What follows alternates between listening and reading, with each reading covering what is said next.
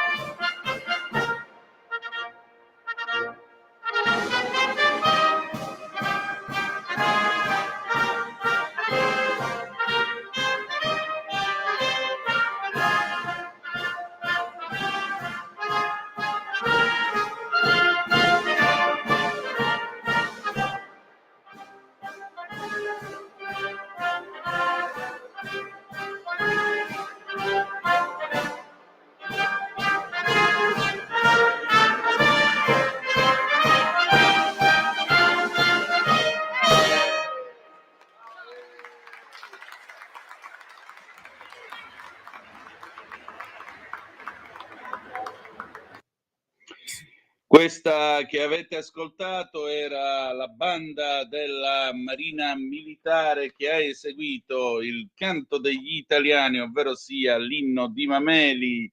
Amiche e amici miei, ma non dall'avventura, buongiorno e buon 2 giugno. Siete sulle magiche onde di Radio Libertà. Questa è la rassegna stampa. Io sono Antonino Danna e questa è la puntata di oggi, 2 di giugno, lunedì dell'anno del Signore 2025, festa della Repubblica. Cominciamo subito la nostra trasmissione. Vi ricordo, date il sangue, in ospedale serve sempre, salverete vite umane, chi salva una vita umana salva il mondo intero. Secondo appello radiolibertà.net. Fesso chi non lo legge, perché vi perdete un bellissimo giornale online dove ci sono i liberamente del direttore responsabile Giovanni Sallusti, gli autodafè di Giulio Cainarca, la rassegna stampa di Semmi che però sto sostituendo io, e videopillole, interventi e molto altro ancora.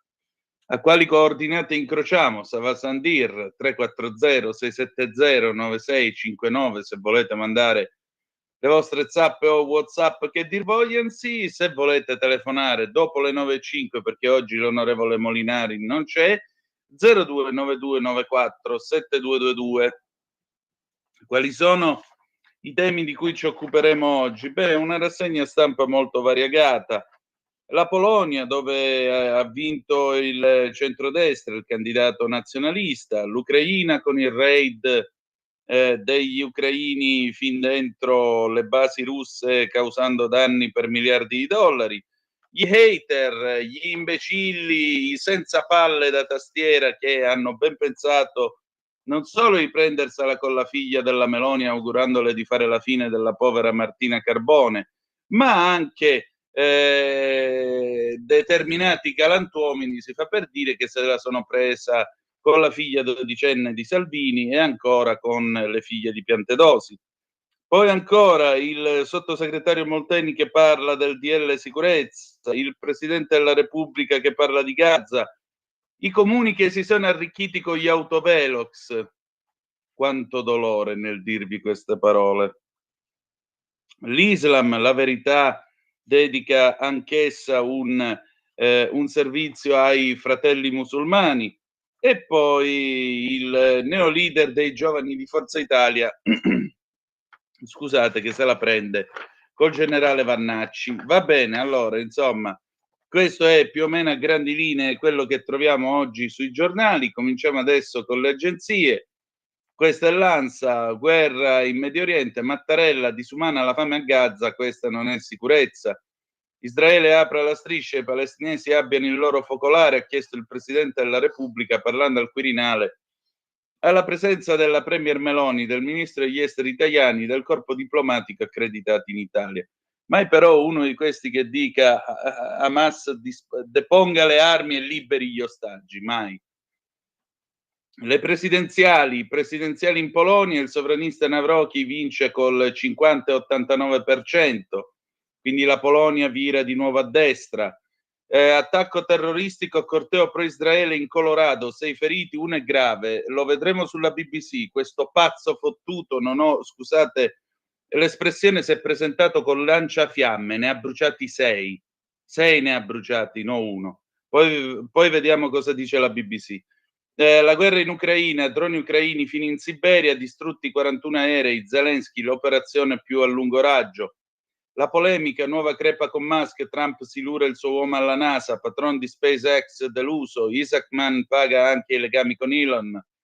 La musica, Vasco, celebro la vita con la musica in questi tempi oscuri. A Torino la prima data ufficiale del nuovo tour negli stadi. A 74 anni Vasco Rossi continua a calcare il palcoscenico. Andiamo a vedere appunto la BBC. La BBC dal vivo, 6 feriti dopo che un uomo dà fuoco alle persone ad una manifestazione in Colorado per la liberazione degli ostaggi israeliani. Un sospetto di 45 anni è stato fermato e incarcerato dopo aver gridato pubblicamente Palestina libera mentre stava usando un lanciafiamme e dispositivi incendiari per attaccare un meeting in quel di Boulder, Colorado. Andiamo a vedere che cosa ha fatto questo svalvolato. Ecco qua, clicchiamo. Ecco qua. Allora, state un po' a sentire che cavolo è successo. 8 persone sono state ferite dopo che un tale ha cominciato a dare fuoco alla gente nel corso di un evento all'aperto a Boulder, Colorado. Questo è quello che dicono le fonti, diciamo i funzionari. L'FBI dice che si tratta di un sospetto atto di terrorismo ed è avvenuto durante un evento pacifico a supporto degli ostaggi israeliani, evento che viene tenuto settimanalmente. Il sospetto è un egiziano il cui visto è scaduto nel 2023, a quanto riferisce la CBS. Si chiama Mohammed Sabri Soliman e ha 45 anni. Soliman ha gridato Palestina libera quando ha lanciato delle bottiglie Molotov e poi ha usato un lanciafiamme fai da te che si era autocostruito contro i manifestanti, dicono ancora i funzionari dell'FBI. Al momento si trova in custodia, in carcere. Una registrazione video, un filmato mostra la gente che prova ad aiutare quelli che sono in fiamme e il ministro degli esteri di Israele definisce quanto accaduto un terribile attacco terroristico antisemita che colpisce gli ebrei. Uno di quelli, tra l'altro, riferisce sempre la BBC, uno di quelli che è stato ferito in questo attacco è un sopravvissuto all'Olocausto, il rabbino Israel Wilhelm, direttore Shabbat all'Università del Colorado. Questo è quello che dice ancora la CBS. Wilhelm, diciamo così, viene descritto come un 88enne, una persona molto amabile. La polizia ha anche pubblicato una dichiarazione dicendo che per adesso hanno identificato 8 vittime, la cui età va dai 52 agli 88 anni. La BBC appunto dice ancora, vabbè, parla il sindaco di Boulder che invita la gente a porsi e stare forti e sereni e uniti contro questo attacco agghiacciante. Questo Soliman, tra l'altro, appunto, è un egiziano che è arrivato in California nel 2022 con un visto per non emigranti, che è, insomma, non era un visto di lavoro, che è scaduto nel febbraio 2023. Viveva da qualche tempo a Colorado Springs. Sempre secondo l'FBI, il tizio ha gridato Palestina libera, mentre ha cominciato ad attaccare questo gruppo di manifestanti utilizzando un lanciafiamme fai da te e dei dispositivi incendiari, appunto le bottiglie Molotov che ha lanciato. Le autorità sono anche abbastanza sicure di avere l'unico responsabile in custodia, quindi è stato solo lui per il momento. Siccome tra l'altro al tramonto di domenica e per i prossimi 2 giorni è in corso la festività ebraica di Shavuot, che celebra il dono della Torah al popolo ebraico, allora molti gruppi ebraici hanno messo in programma degli eventi religiosi e culturali nei prossimi giorni, come anche le fiaccolate o l'accensione di candele della notte, oppure dei pranzi che vengono tenuti in questo periodo e ancora delle sessioni di lettura della Torah. La polizia di Boulder dice che ovviamente gli è stato notificato tutto questo e farà di tutto per garantire che ci siano delle risorse a questi eventi in modo tale da assicurare che le persone possano celebrare i loro riti religiosi in piena sicurezza. Viene anche invitata la popolazione di Boulder a riferire qualunque comportamento o attività sospette. Tra l'altro questo è il secondo evento che accade in America di alto profilo con qualcuno che grida Palestina libera, perché se vi ricorderete il 21 maggio, meno di 2 settimane fa, un tizio ha sparato contro la gente che si era riunita al Capitol Jewish Museum di Washington e aveva ammazzato una giovane coppia di funzionari dell'ambasciata israeliana. Anche qui questo tizio aveva sparato, prima di sparare aveva gridato, anzi mentre se lo portavano via ha gridato Palestina libera. Risulta ancora che l'FBI sta conducendo un'attività autorizzata dal tribunale in un luogo, in un sito presso la contea di El Paso, sempre Colorado. L'FBI si trova in una località di El Paso, sta conducendo tutta un'attività autorizzata dal tribunale relativa all'attacco al mall, cioè diciamo così, alla sala di Pearl Street a Boulder, dice appunto la sede di Denver dell'FBI. Poiché questa è un'indagine in corso, per il momento non verranno date ulteriori informazioni. Per adesso, tra l'altro, molte delle strade attorno all'area in cui si è verificato questo attentato sono state riaperte nelle scorse ore in quel di Boulder, Colorado. Quindi la notizia di questa mattina è che ieri notte attorno alle ore 21:30 ora italiana, mentre si stava svolgendo un pacifico incontro di cittadini che chiedevano e supportavano ovviamente gli ostaggi israeliani, quindi chiedevano il loro rilascio, evento che viene tenuto settimanalmente in quel di Boulder, un tizio, un egiziano con un visto scaduto nel 2023, quindi un clandestino, ha ben pensato, si fa per dire, di presentarsi con le bottiglie Molotov e con un lanciafiamme e per il momento ci sono 8 feriti, 8 feriti. Davvero, più il tempo passa, più l'idiozia umana non ha limite. Vi diamo anche l'aggiornamento sulla Polonia, terminato lo spoglio, sempre qui sulla BBC, lo storico di destra, Karol Nawrocki, è stato eletto presidente polacco. Questo è quello che sostiene, quello che dichiara la Commissione elettorale dello Stato, la PKW. La PKW dice che Nawrocki ha vinto con il 50,9% dei voti, avanti rispetto al sindaco liberal di centrosinistra di Varsavia, Rafał Trzaskowski, col 49,1%. È un capovolgimento sensazionale rispetto al risultato del primo exit poll che era stato pubblicato ieri sera attorno alle 21, perché i primi exit poll dicevano che Trzaskowski stava vincendo il 53 contro Nawrocki al 49,7. Trzaskowski aveva cantato vittoria subito dopo il primo exit poll, mentre Navrocki aveva invitato tutti quanti a stare molto attenti a dichiarare alcunché, visto che i risultati erano troppo in discussione.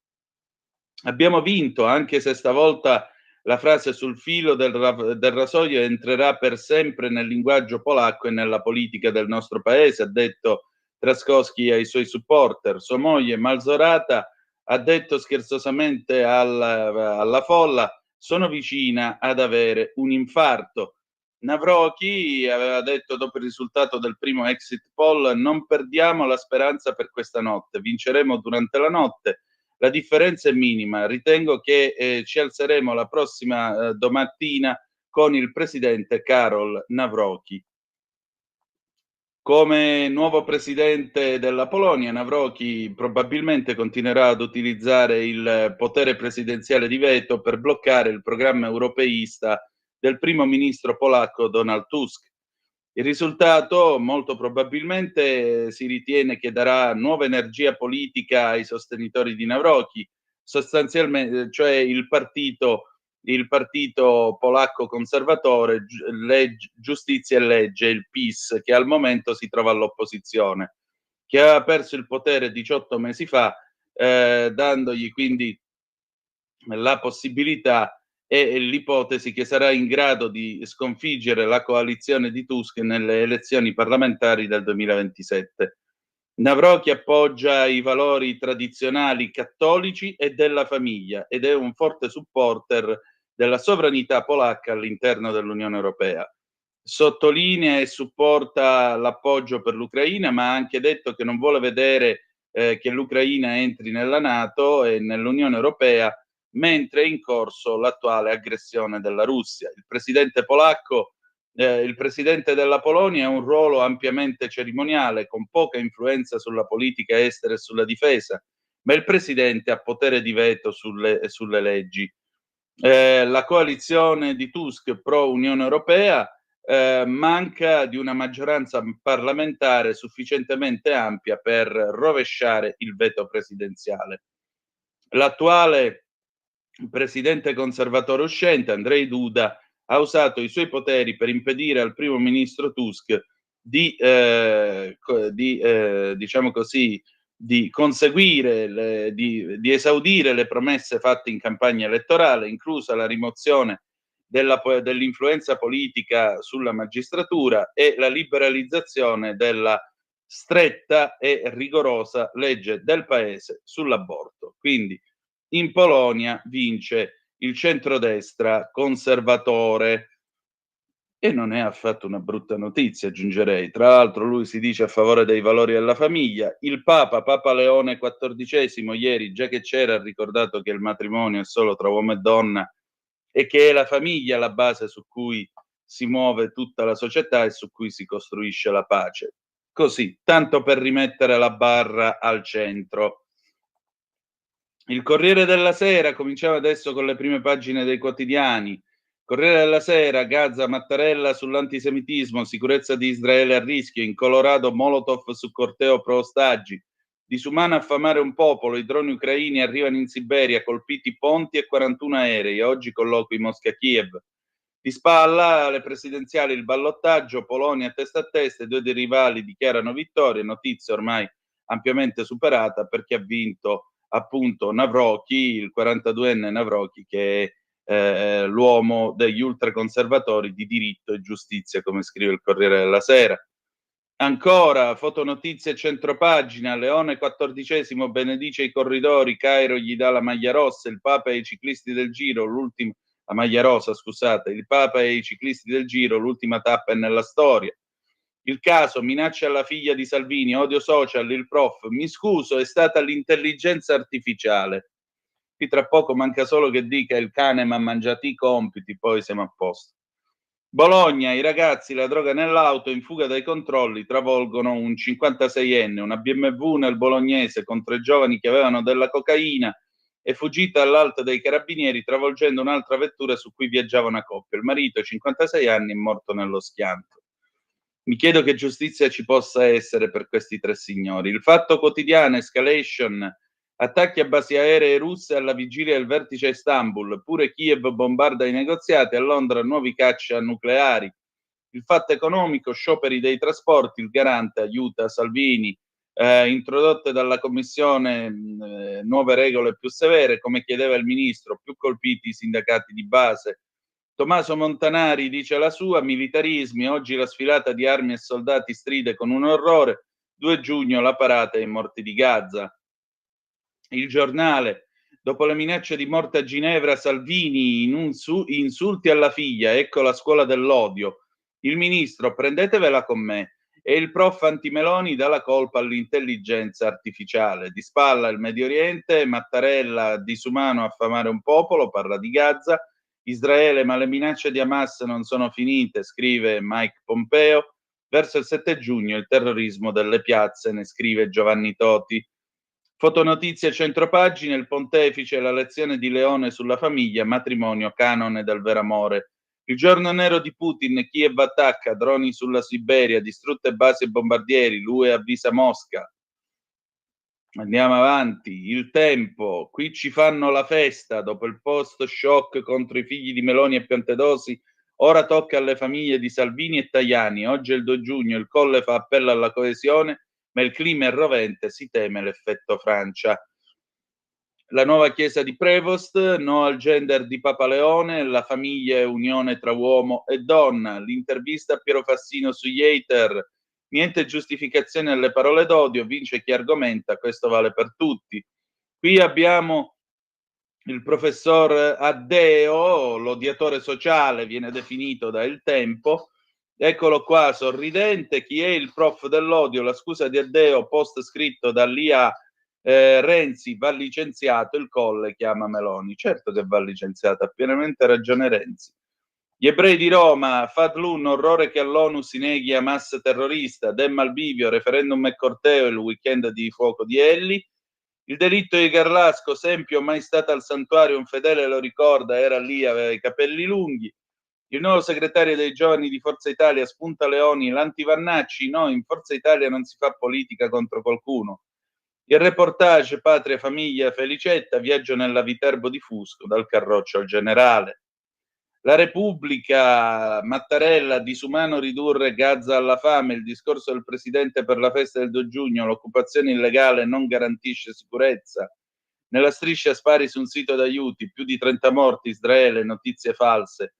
Kiev colpisce le basi russe, attacco coi droni agli aeroporti fino in Siberia, distrutti 41 jet dell'arsenale nucleare. Oggi vertice a Istanbul, scontro sulle condizioni per la tregua, al tavolo c'è anche l'Italia. La festa per il Paris Saint-Germain diventa guerriglia nella notte di Parigi. Ancora, Landini, chi vota il referendum cambia il paese. Ma Landini fa il politico o fa il sindacalista, giusto per saperlo? Poi, vabbè, Polonia testa a testa tra i candidati, non è vero, ha vinto il centrodestra, come noi già sappiamo. La Stampa, Mattarella, disumano affamare Gaza, l'intervento del Presidente alla festa della Repubblica, i palestinesi hanno diritto al loro focolare entro confini certi. Raid ucraino in Russia, i droni colpiscono fino in Siberia, distrutti 40 bombardieri strategici, gli USA, noi tenuti all'oscuro. Vaticano, il Papa, il vero amore è tra uomo e donna. Fotonotizia centropagina, reportage da Blatten, Svizzera, il distacco del ghiacciaio preoccupa l'intero arco alpino, in volo sul villaggio sepolto, quando il futuro è da ricostruire altrove. I Ceretto, le nostre langhe a 5 stelle, il colloquio al Festival dell'Economia di Torino. La Verità, Caritas e CEI restano sui luoghi comuni dell'immigrazionismo. A Parigi morti e feriti per una partita, ma le banlieue sono già a casa nostra. 3 magrebini fuggono al posto di blocco, travolgono un'auto, uccidono il passeggero, altre violenze a Bolzano, Catania, Torino. È iniziata così in Francia, dove si è scatenato l'inferno dopo Paris Saint-Germain-Inter. I Dem col referendum vogliono più accoglienza, le toghe pure. Fotonotizia, centropagina, parla Maria Rita Gismondo, zero trasparenza, strapotere dei privati, era meglio votare no al trattato dell'OMS. Dalle famiglie tradizionali il futuro dei popoli. Nell'omelia per il Giubileo Leone XIV cita Paolo VI e ribadisce che il matrimonio tra uomo e donna non è un ideale possibile, ma il solo canone realizzabile per l'avvenire della società. cattolici progressisti smentiti, soprattutto quelli tedeschi, aggiungerei. Fondi e Sharia, tutti i piani dei fratelli musulmani per conquistare il cuore della UE.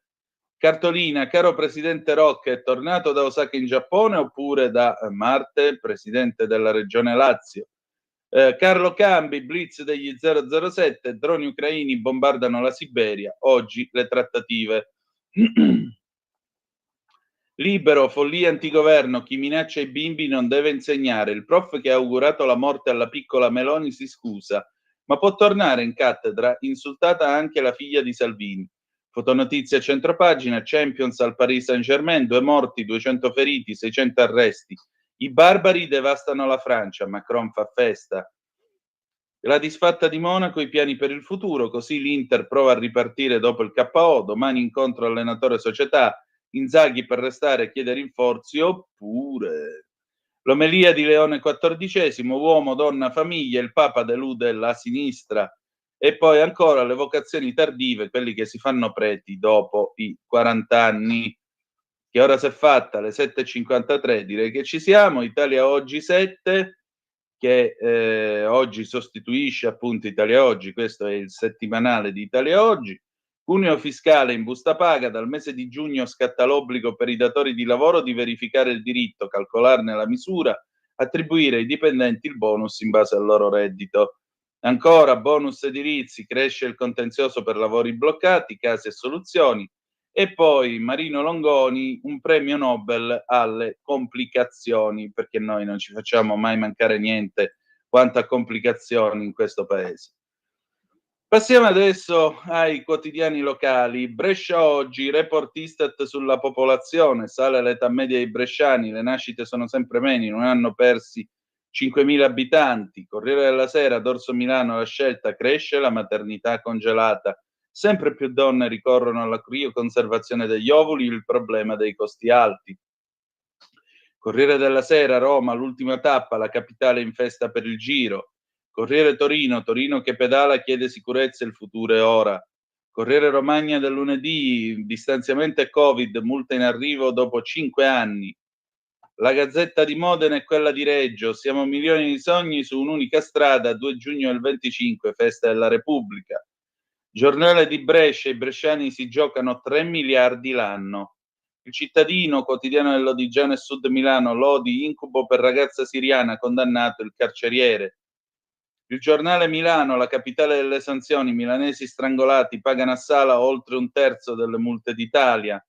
Il Piccolo di Trieste, i nuovi hub della sanità. Il Secolo XIX, l'affondo di Mattarella, inumano affamare Gaza.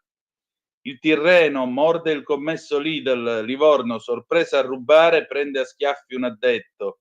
Ora, una volta si diceva che la notizia non è che il cane morde l'uomo, ma che l'uomo morde il cane. Questa sì che è una notizia. Questa signora, chi è questa qua? Non si sa.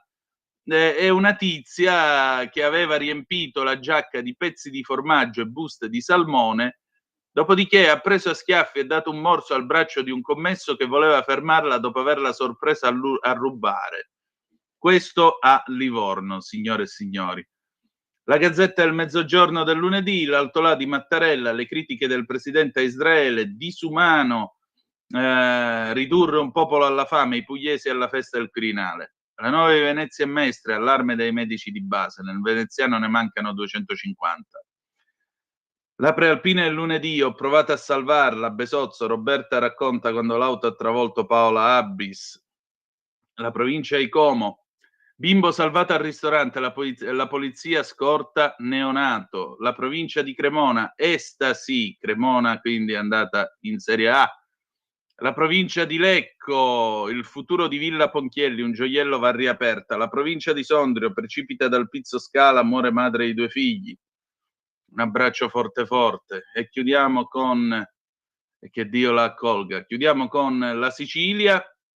Fuoco incrociato tra Kiev e Mosca verso Istanbul, raid prima del vertice, Mattarella su Gaza, Israele disumana, e poi pista razzista per l'incendio a Paternò, oggi il posteggiatore dal Jeep. A fuoco il furgone dei nordafricani, vendetta dell'omicidio di Ognina, non si sa.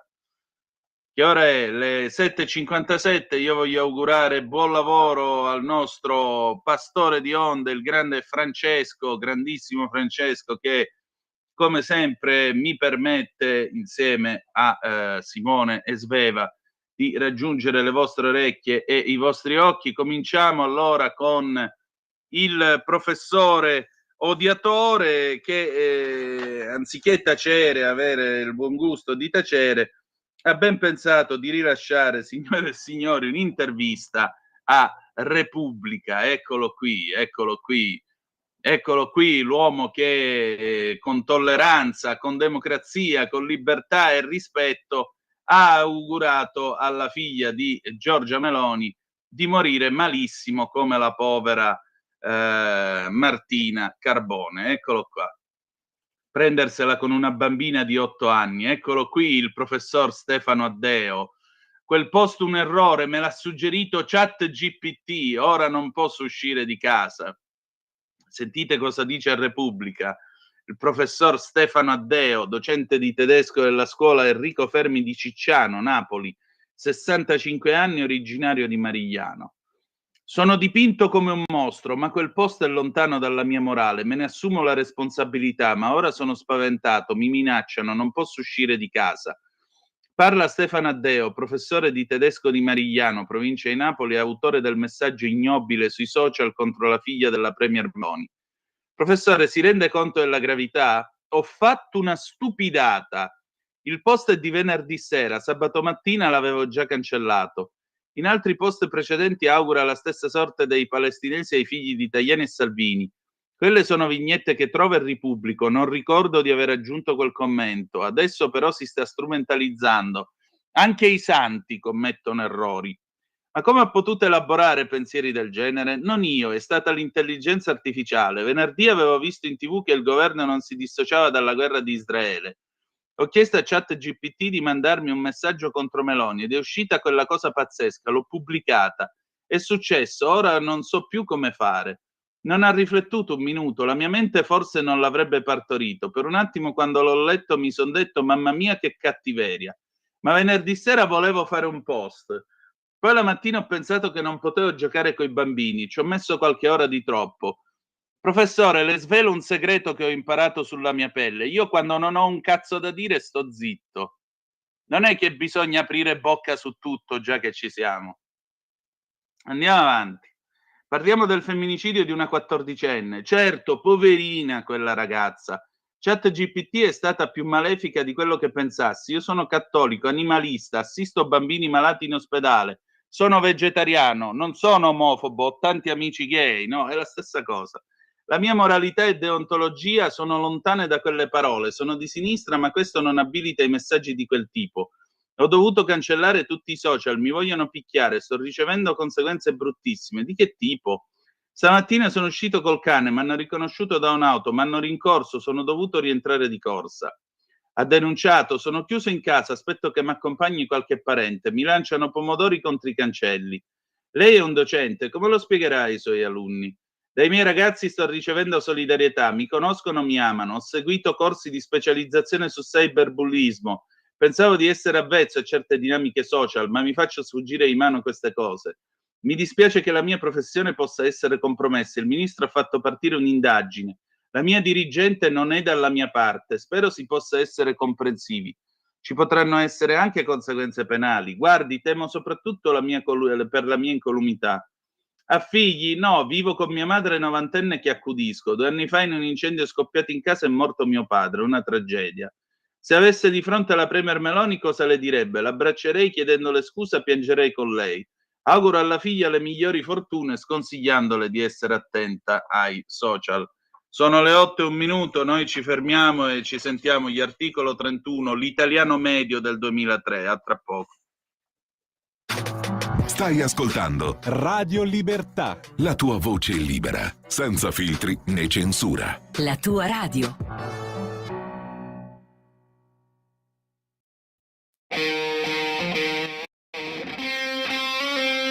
Io mi ricordo collette di Natale, campi di grano ai lati della provinciale, il tragico Fantozzi la satira sociale. Oggi cerco Luttazzi e non lo trovo sul canale.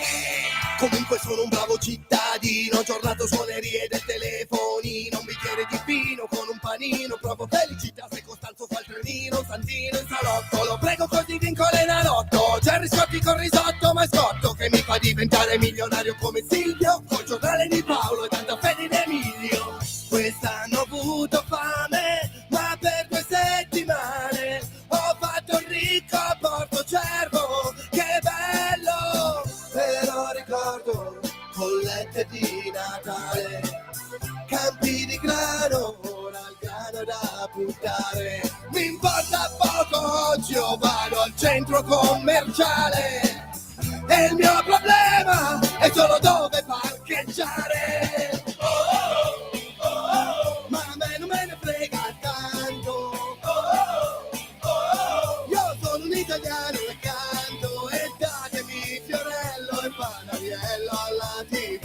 Sono l'italiano meglio, nel blu dipinto di blu.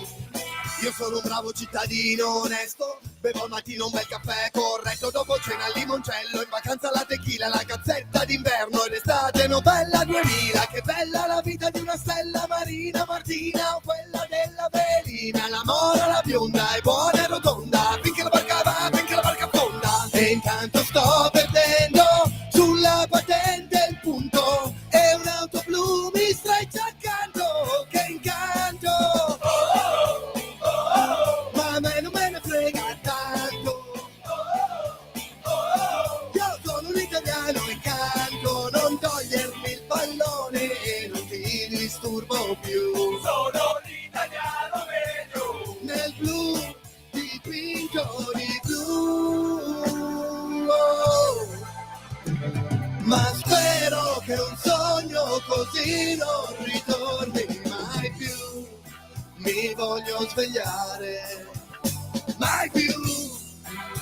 Ti voglio fare vedere che sono proprio un bravo cittadino. Ho il portafoglio di Valentino e l'importante è quello che ci metto dentro. Vado con il vento, a sinistra, a destra, sabato in centro. Fino a consumare le scuole, ballo canzoni spagnole, così non mi sforzo a seguire le parole. Penso fare all'amore, alla villa di Briatore, la nonna senza ascensore, la donna del calciatore. A quale il male minore? L'onore, sua eccellenza Monsignore. Ancora baciamo la mano, che bel miracolo italiano.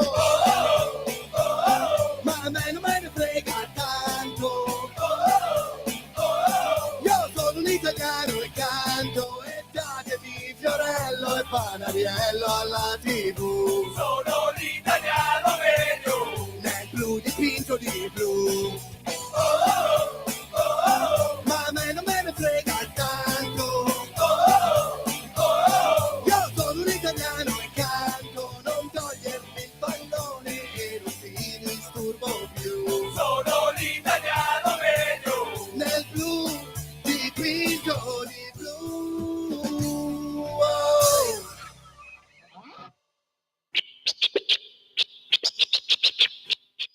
Ecco, lasciamo screcciare anche DJ Jed insieme a J-Ax, era l'italiano medio, ritratto di un certo tipo di italiano che, come vedete, continua endemicamente a causare danni in giro. Vabbè, allora, le 8, 6 minuti e 25 secondi sulle magiche onde di Radio Libertà. Antonino Danna al microfono con voi.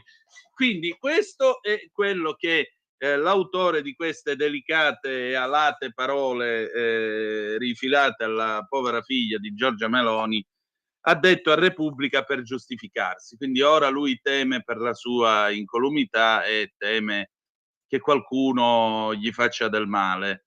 È chiaro che naturalmente noi siamo contrari a qualunque tipo di violenza, questo è fuori discussione.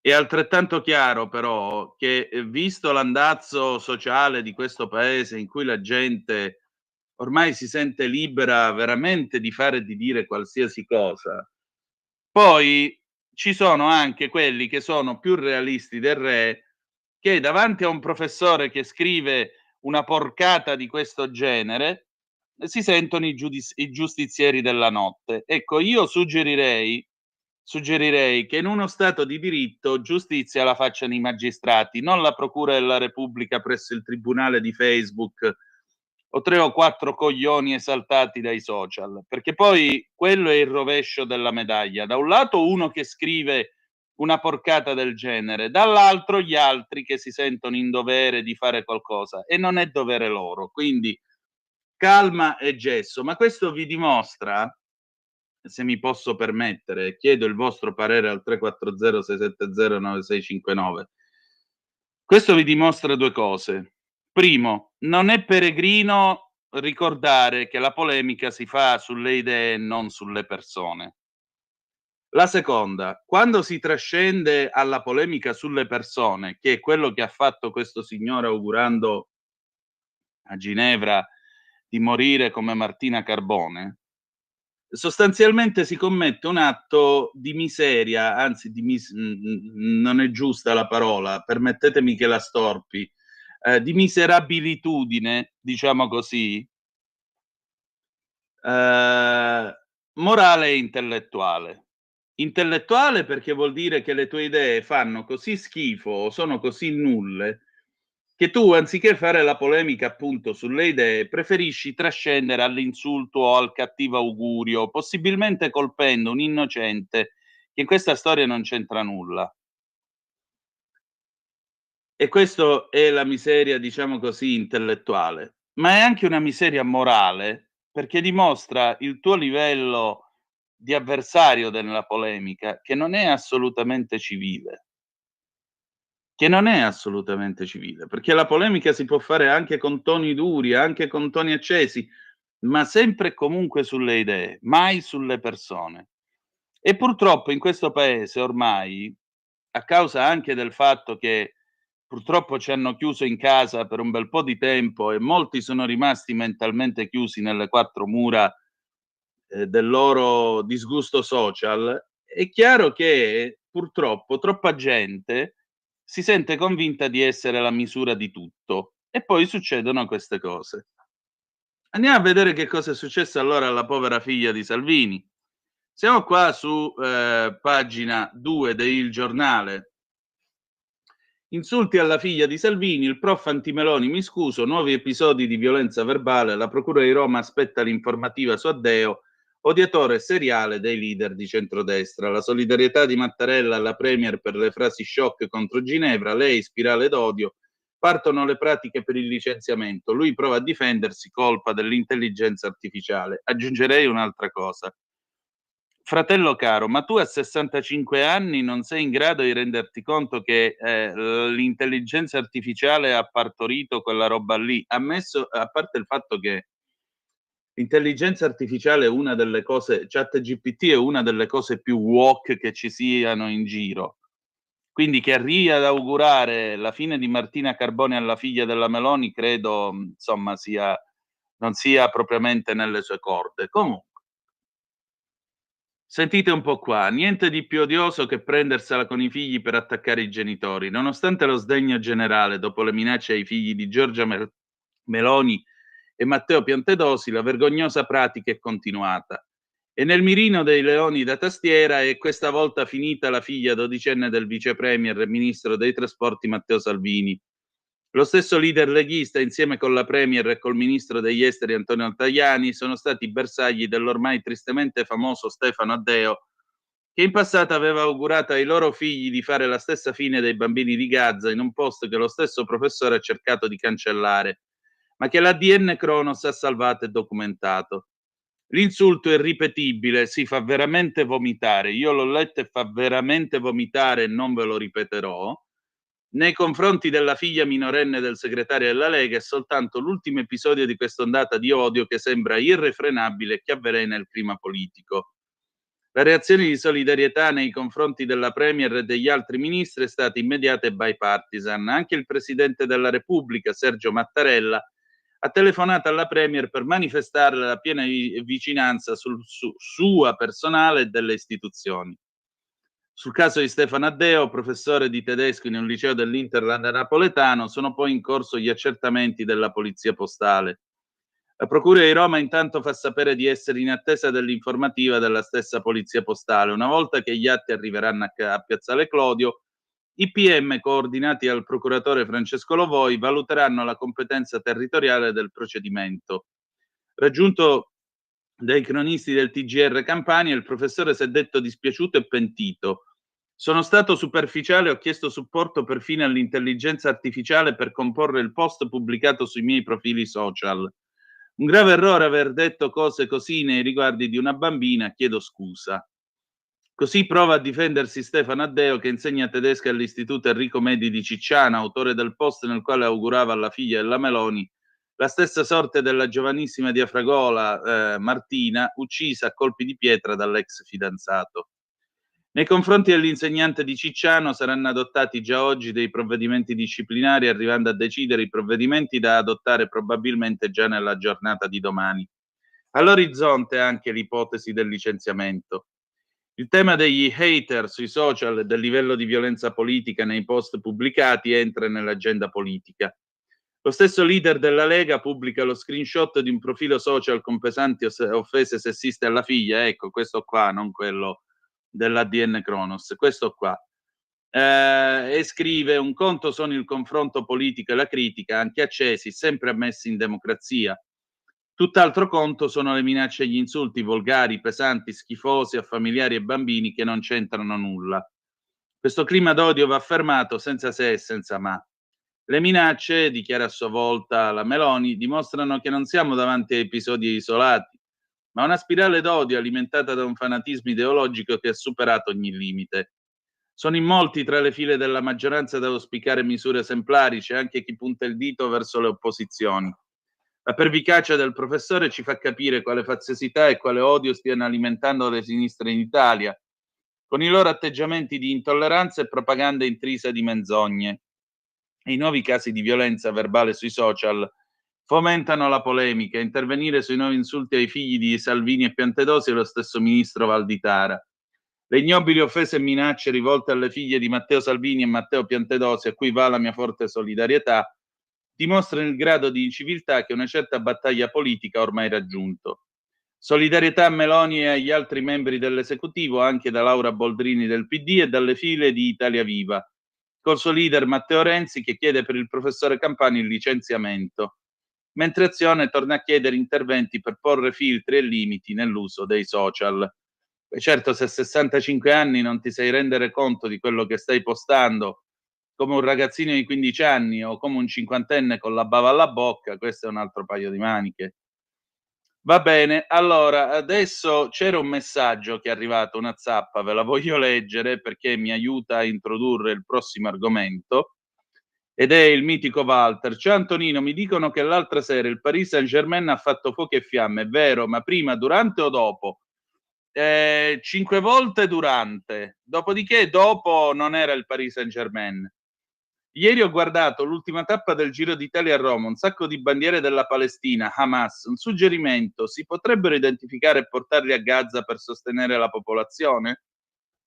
Se vogliono, perché no? Così poi vanno e toccano con mano la libertà, la democrazia, i diritti umani che vengono rispettati e tutelati dai signori di Hamas.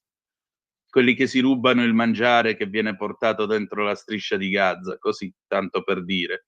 Ah, non lo dico io, lo dice fior di giornalista quale Giancarlo Gioielli con ottime fonti a Gaza. Questo ovviamente non passa perché la storia deve essere sempre quella che la colpa è degli ebrei brutti, sporchi e cattivi, come sempre. E col naso grosso, perché poi ora tirano fuori anche i soliti stereotipi.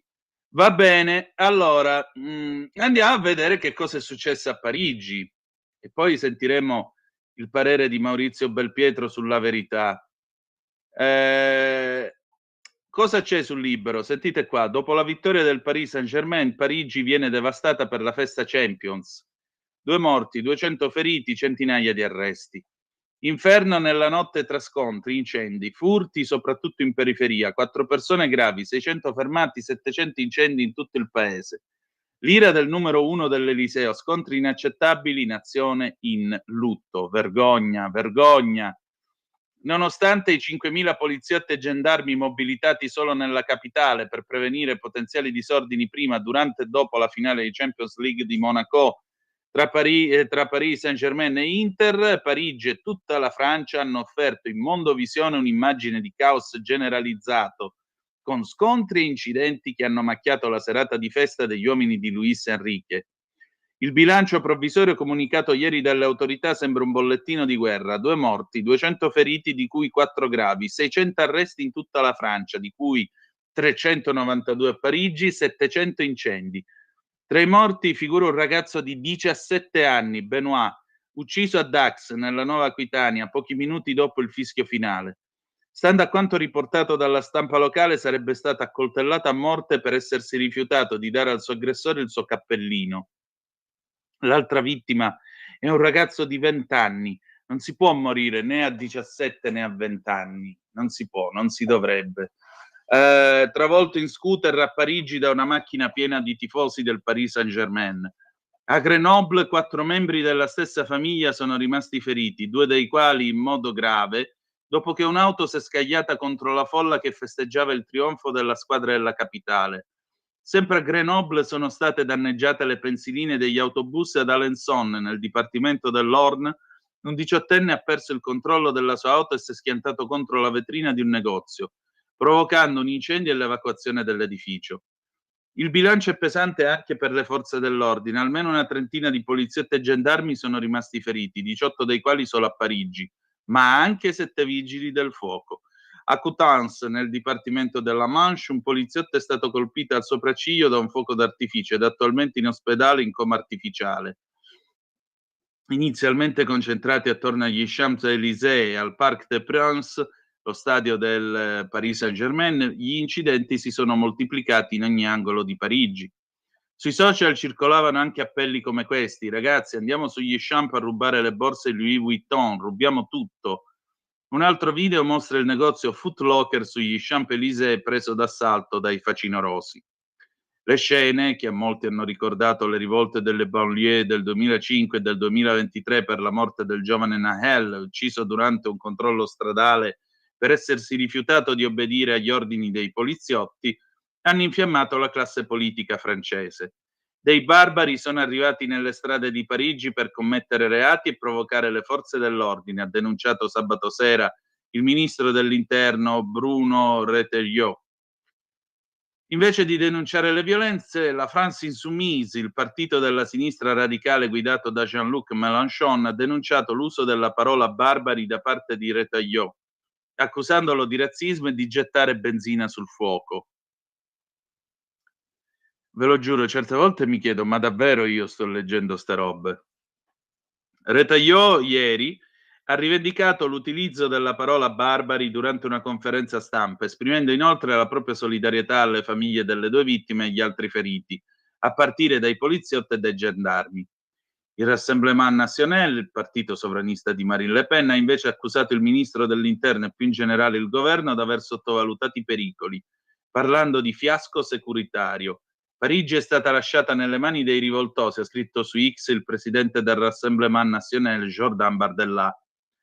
Dopo quasi 24 ore di silenzio sugli incidenti che hanno devastato Parigi e altre città francesi, ieri sera, accogliendo i giocatori del Paris Saint-Germain all'Eliseo dopo la parata sugli Champs-Élysées, il presidente della Repubblica francese Emmanuel Macron si è espresso con queste parole: nulla può giustificare quanto accaduto nelle ultime ore. Gli scontri violenti sono inaccettabili, il bilancio è pesante, 2 persone sono morte e una trentina di poliziotti sono rimasti feriti. La nazione è in lutto.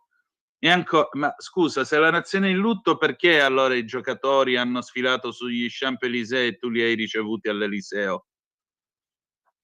Che cos'è la visita di consolo che si fa per andare dai parenti dolenti quando il morto è prossimo a essere seppellito? Ma come ragiona questo qui veramente? E ancora, questi incidenti sono gravissimi, gravissimi, e molti nostri concittadini sono stati privati di un momento di gioia. La risposta dello Stato sarà implacabile. Ousmane Dembélé, attaccante del Paris Saint-Germain, aveva provato a lanciare un appello alla calma dopo la vittoria. Per favore, niente violenza, restiamo tranquilli, dobbiamo solo festeggiare, ma non è stato ascoltato. Bah. Oh, allora uno dice, vabbè, però ste cose succedono solo in Francia, mica possono succedere anche da noi.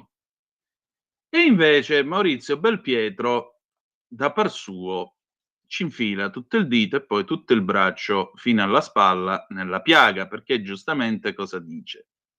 Sulla verità.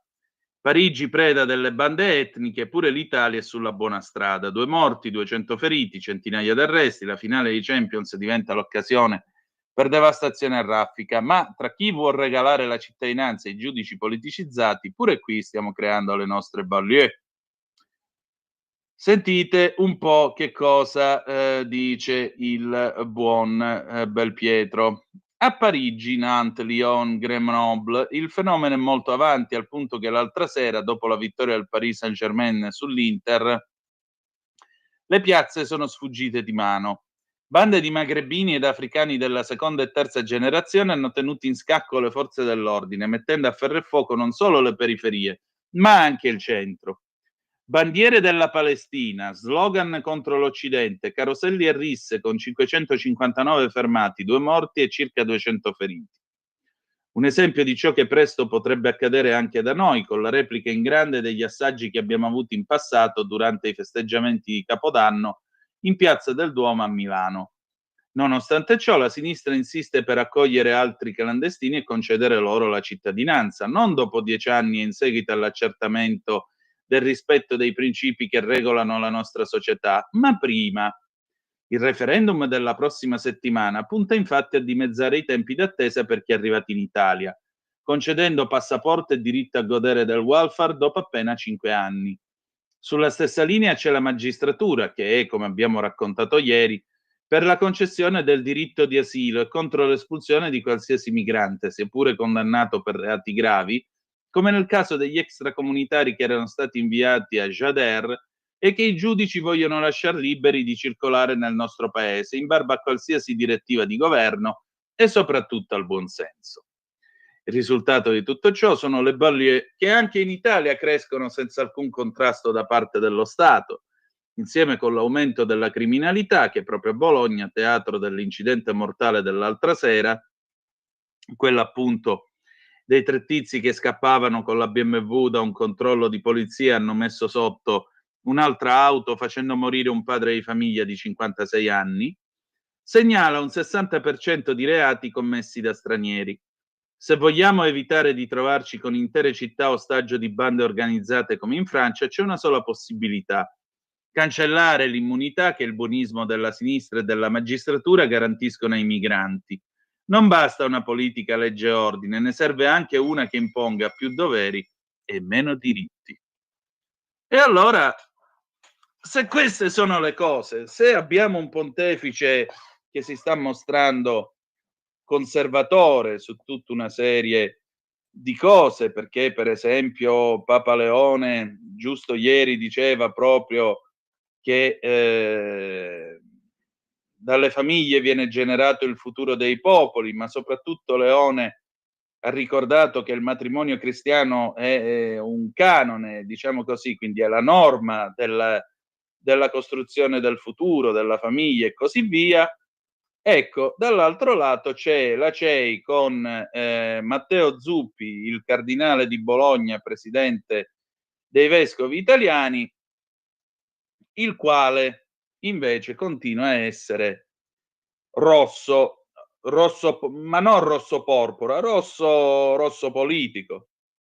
La CEI segue il Vangelo di Elli, vende la cittadinanza facile, scrive implacabile Francesco Borgonovo. Cosa succede? Se non altro hanno il pregio dell'onestà. Avvenire lo scrive senza mezzi termini. I fari dell'organismo pastorale della CEI sono i 4 verbi di Papa Francesco per i migranti: accogliere, proteggere, promuovere e integrare. Come volevasi dimostrare, come suggerivamo nei giorni scorsi, sono rimasti lì, ai 4 luoghi comuni immigrazionisti. Sembra quasi che nella Chiesa funzioni come in politica. Il vertice cambia, ma il deep state rimane identico e continua a portare avanti la propria agenda. E infatti ieri Avvenire ha dedicato il titolone di prima pagina alle parole di Don Marco Pagnello, direttore di Caritas Italiana. Secondo il sacerdote, ridurre da 10 a 5 anni il periodo necessario per ottenere la cittadinanza rappresenta una misura necessaria per stare al passo coi tempi. Capito? Bisogna seguire l'onda, adeguarsi all'epoca, anche se qualcuno diceva che i cristiani sono nel mondo ma non del mondo. Peraltro, per adattarsi ai tempi, la Chiesa dovrebbe semplicemente scomparire, ma sorvoliamo. Don Marco è convintissimo, la cittadinanza contribuirebbe a superare discriminazioni e barriere culturali, facilitando l'integrazione nei quartieri, nelle scuole e nei luoghi di lavoro. Riconoscerla alle persone che vivono e lavorano nei nostri territori da un ragionevole periodo di tempo, come sono i 5 anni di residenza continuativa e regolare previsti dal referendum, sarebbe un atto di giustizia verso chi contribuisce al bene comune. In realtà non esiste alcuna discriminazione, i figli degli stranieri hanno gli stessi diritti di tutti gli altri, né l'istruzione né le cure sono ad essi negati. Lo stesso direttore della Caritas, senza rendersene conto, contribuisce a smontare la bugia secondo cui ottenere la cittadinanza in Italia è praticamente impossibile. C'è effettivamente molta disinformazione e veri e propri pregiudizi, dice con l'aria di chi la sa lunga. Ad esempio, un luogo comune è che la cittadinanza si ottenga soprattutto per matrimonio con un italiano. Invece i dati sulle acquisizioni attestano che il matrimonio è la modalità più residuale. Il 45% dei nuovi cittadini la ottiene attraverso la residenza da oltre 10 anni, dimostrando un reddito, l'assenza di condanne e la continuità di soggiorno.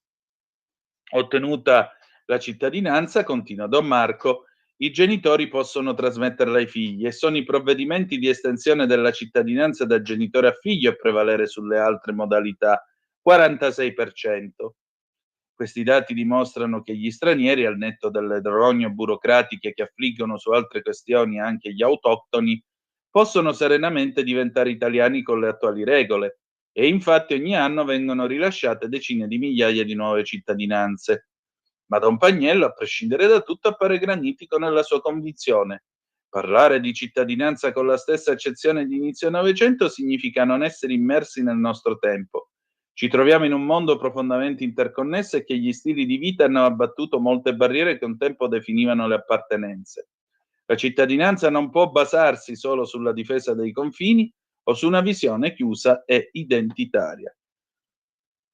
Amen. Sono le 8:30, pausa, meteo, pubblicità e poi torniamo con Mino Reitano, Italia 1988. Tra poco. Stai ascoltando Radio Libertà. la tua voce libera, senza filtri né censura. La tua radio.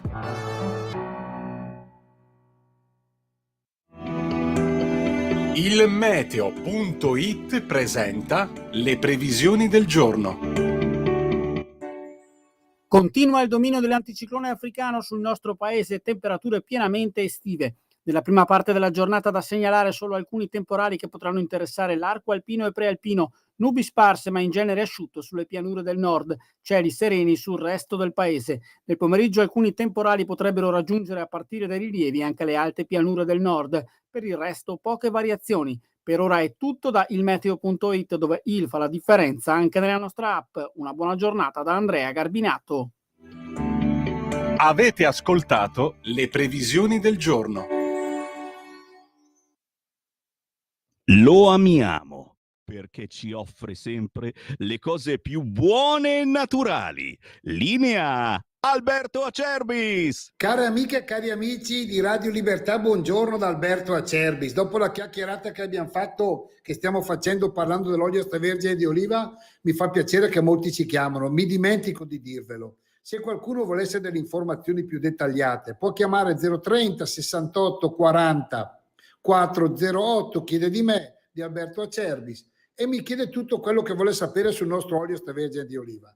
Tante cose ve l'ho già dette io, ma c'è poco da dire. È olio italiano, estratto a freddo da olive italiane. Se volete le analisi chimico-fisiche per un'eventuale dieta che vi chiede il medico, per una vostra cosa, chiedetele, noi ve le mandiamo chiaramente, però quella è una richiesta importante e noi lo facciamo volentieri. E mi chiamate a volte, mi dite: Alberto, ne è ancora di olio? Sì, siamo un po' verso la fine, Noi siamo presenti sul mercato da tanti anni. Prenotate le 6 bottiglie, 3 del fresco di Frantoio, 3 del primo novello etichetta nera. Il fresco di Frantoio ottimo a crudo in cottura. Il primo novello etichetta nera è quello della domenica, vi ricordate? Compravi il vestitino bello, quello metti su, lo porti alla domenica. Diciamo noi a Brescia quello del dé della UR, cioè c'è una scarpa per tutti i giorni e una scarpa per la domenica. Il primo novello etichetta nera è un po' l'olio della domenica, quello del bruschettone, insomma, quello della compagnia, quello che fa sorridere, quello che fa riscoprire i sapori di un tempo, e per me ce n'è tanto bisogno, ce n'è tanto bisogno. Insomma, 84 euro, 6 bottiglie, trasporto non lo pagate, sull'uscio di casa, per ordinare, perché io poi guardate che ambasciatore non porta pena. 030 68 44 08 è Brescia, oppure il nostro sito olioacerbis.com, perché come diceva il nonno, l'olio bu è sempre una gala, e così sia. Stai ascoltando Radio Libertà, la tua voce libera, senza filtri né censure, la tua radio.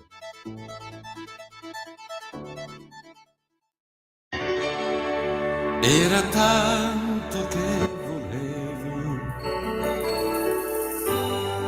col mio canto dire a te grazie a un vecchio pensiero, grazie al mio paese che quest'Italia che respira sempre bella e c'è un perché, questa gente vuol bene e questa gente come me. Poi mi prende l'emozione per Firenze che sta là, per Venezia che si muove e l'eterna Roma è qua. Italia, Italia, di terra bella uguale non c'è. Italia, Italia, questa canzone io la canto a te. Un giardino dentro il mare, contadina come me, ride, canta e ballerina, forse il sole è nato qui.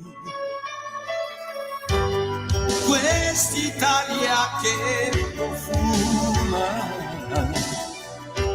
di oleandri e di perché, anche quando si è un po' stanchi non ci si arrende per un sé. Italia, Italia, di terra bella uguale non c'è. Italia, Italia, questa canzone io la canto a te. Italia, Italia, di terra bella uguale non c'è. Italia, Italia, questa canzone io la canto a te.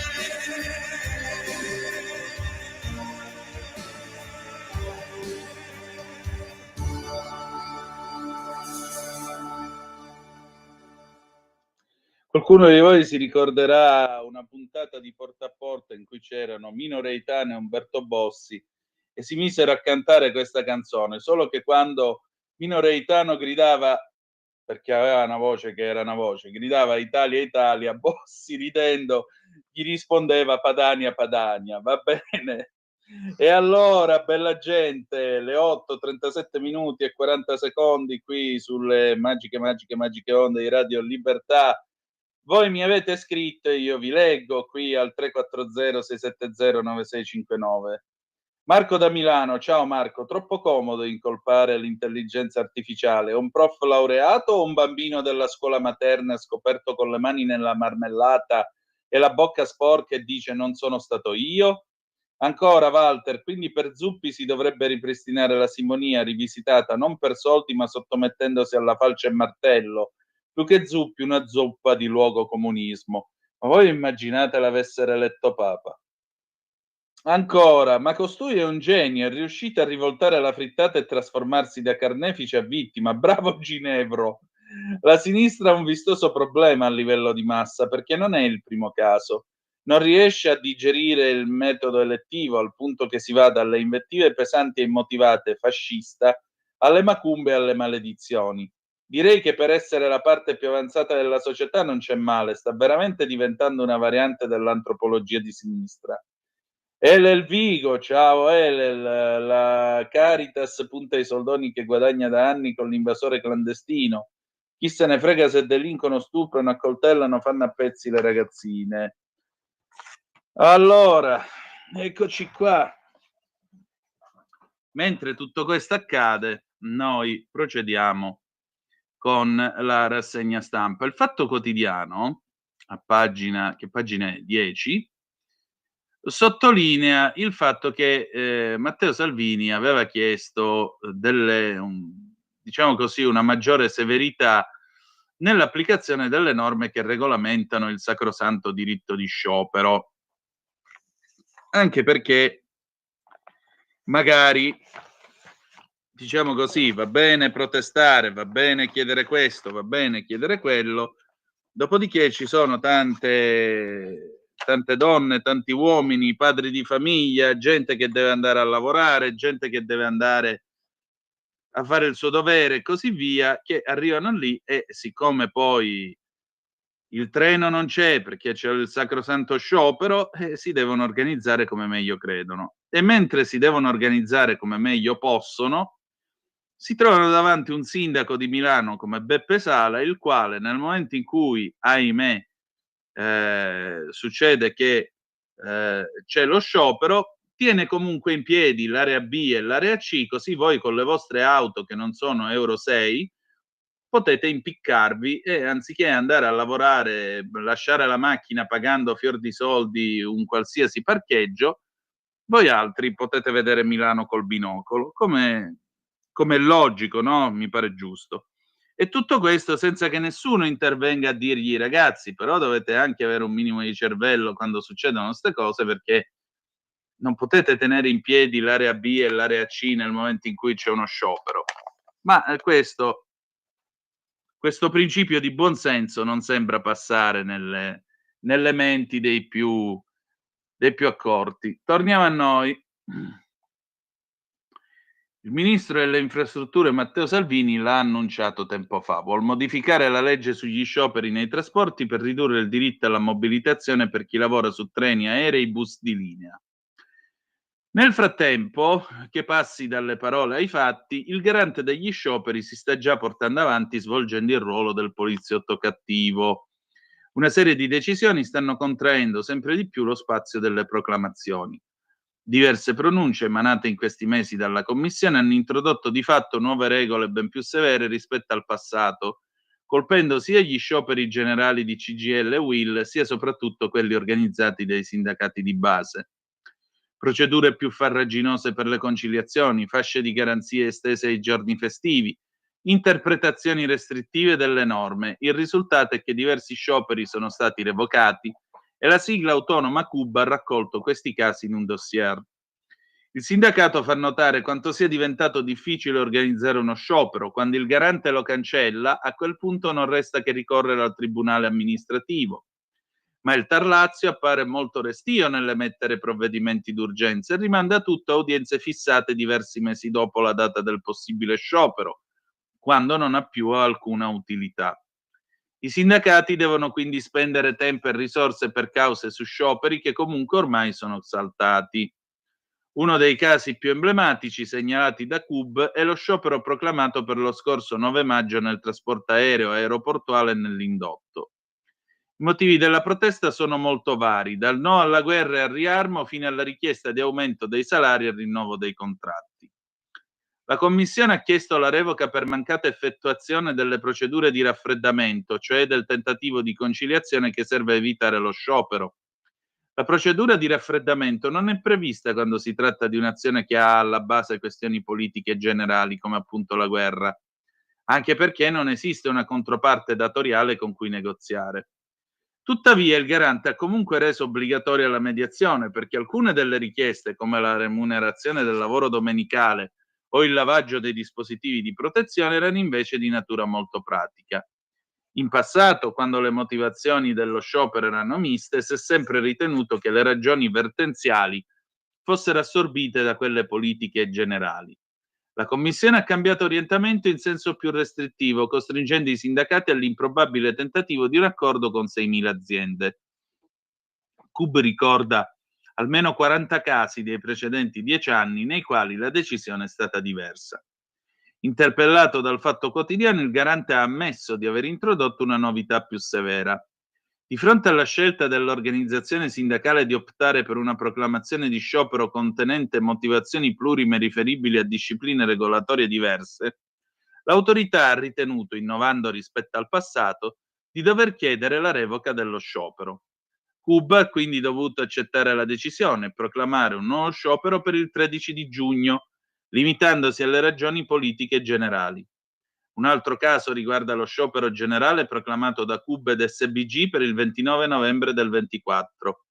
Il garante ha ordinato di rimuovere i lavoratori della sanità dalla mobilitazione perché dopo l'annuncio dei sindacati di base, le categorie di CGIL e UIL avevano organizzato uno sciopero della sanità per il 20 novembre. La Commissione ha chiesto di ridurre lo sciopero escludendo i sanitari perché secondo i dati delle precedenti mobilitazioni prevedeva bassa adesione. Il garante spiega di aver effettuato una valutazione di impatto consentita ai sensi della delibera 03/134 e che il sindacato CUB nel settore della sanità fa registrare adesioni molto limitate. Una valutazione che secondo CUB mette in discussione il significato stesso e l'essenza ontologica dello sciopero, creare disagio e incertezze alla controparte. Non vorrei sembrarvi peregrino, ma nei primi anni '80 a un certo punto i controllori di volo un bel mattino in America si alzarono e paralizzarono il paese. L'allora presidente degli Stati Uniti Ronald Reagan, davanti al fatto che la gente non poteva volare in un paese che è largo più di 5.000 chilometri, non è che fece un plissé, fece 3 righe di provvedimento e ordinò ai controllori di volo militari di prendere il controllo delle torri di controllo negli aeroporti civili e la gente poté tornare a volare. Così, per dire. Poi parliamo di quelli che se gli toccano il diritto di sciopero. Vorrei capire, scusate, ma lo sciopero si fa perché vuoi uno stipendio maggiore, perché vuoi il rinnovo del contratto sindacale, perché vuoi il rinnovo o una serie di tutele in più, o perché devi chiedere la fine della guerra? Che cosa c'entra la fine della guerra col fatto che tu fai andare i treni o gli aerei? Che cosa c'entra? Che cosa c'entra? Vuoi la fine della guerra? Vai e partecipa a una delle tante manifestazioni che si fanno in paese, in tutta l'Italia. Vai, vai. Chi te lo impedisce? Il diritto di associazione e di riunione è libero in questo paese. Potete andare a manifestare, ma no che organizzate, che proclamate uno sciopero per motivazioni politiche. Poi si lamentano perché la gente non va a votare ai referendum e poi si lamentano se la gente si incazza per gli scioperi. Scusate, ma uno sciopero che dovrebbe tutelare i lavoratori se lo mettono al venerdì, vi rendete conto? Al venerdì. Quando tu snaturi l'essenza stessa di uno strumento, Non ti devi poi meravigliare se nessuno più ti viene appresso. Allora, abbiamo trattato anche di questo, però io vorrei dirvi, ecco, perché è giusto per avere il quadro completo. Pagina 13, poi passiamo, facciamo anche un po' di esteri, non vi preoccupate, ma eccolo qua, eccolo qua. Cioè, in tutto questo, no? Poi c'è uno che dice di fare il sindacalista e questo signore, che è quello che prima non ha detto niente quando venivano fatti i provvedimenti che adesso vuole portare indietro, questo signore che è Landini dice ai referendum votino anche i delusi, così si cambia il paese, ne parla su Repubblica. Cosa dice questo signore? Non abbiamo promosso il referendum contro qualcuno, ma per ridare dignità e diritti a chi lavora, per cancellare leggi sbagliate volute da governi di centrodestra e centrosinistra e che rendono il lavoro precario, povero, spesso mortale. Vedo crescente partecipazione e volontà di votare, anche se un quarto delle persone non sa ancora che si vota. Sta girando l'Italia da settimane. Qual è il clima? Dagli autogrill ai mercati la gente mi riconosce, mi chiede. Una signora a Trento mi ha detto che da anni non vota, ma stavolta sì, perché si vota per qualcosa, non per qualcuno. Ed è questo il punto, far votare chi non vota più. I quesiti parlano di lavoro, precarietà, cittadinanza, morti sul lavoro, appalti, di vita vera. Quale nuova fase politica apre questo referendum? Un cambiamento culturale. In 25 anni ci hanno detto che meno diritti e più mercato avrebbero migliorato tutto, ma oggi si è poveri lavorando, la precarietà è diffusa e gli investimenti calano. Se la maggioranza dei cittadini vota per cambiare è un segnale fortissimo. Un test per la CGIL, certo, anche noi dobbiamo cambiare. Tornare a mettere al centro lavoro e democrazia, ricostruire solidarietà e senso di appartenenza, dare un futuro a generazioni che vivono in una precarietà senza fine. Il referendum è partecipazione diretta, le leggi sbagliate le cancelli tu. I giovani se ne vanno, si può invertire la rotta? Nel 2024 ci sono stati 3,7 milioni di avviamenti al lavoro con contratti a termine. Il 52% a donne, ma solo il 18% viene stabilizzata. Retribuzione media 11.000 euro lordi l'anno per meno di 155 giorni. Anche un ingegnere con contratto a termine non ottiene né un prestito né un mutuo. Come fanno le persone a costruirsi una vita? Il lavoro deve tornare stabile, sicuro, ben pagato. Solo così si dà speranza. Molti invitano a non votare. In passato l'ha fatto anche la sinistra. È legittimo o no? È irresponsabile. Il diritto al voto è anche un dovere, come ha ricordato il costituzionalista Inis. Chi ha incarichi pubblici deve dire come la pensa, non sperare nel fallimento del quorum. Di cosa hanno paura? Che la gente sia meno precaria, muoiano meno persone, ci siano più diritti di cittadinanza, meno appalti al massimo ribasso e tutele contro i licenziamenti ingiusti? Anche la CISL è critica. Troverei singolare che chi propone oggi la partecipazione nelle imprese favorisse l'astensionismo sui referendum. Chi invita a non votare difende questo modello sociale che arricchisce solo qualcuno. Non dico che tutti debbano votare sì, ma almeno andare alle urne. La maggioranza di chi non vota è anche quella che sta peggio. Votando però avrà la possibilità di cambiare la propria condizione. Auguri. Che ora si è fatta? Le 8:50, tra qualche minuto avremo il Qui Parlamento con Ingrid Bisa e in particolare no, siamo già in orario di Qui Parlamento, per cui Qui Parlamento. Qui Parlamento.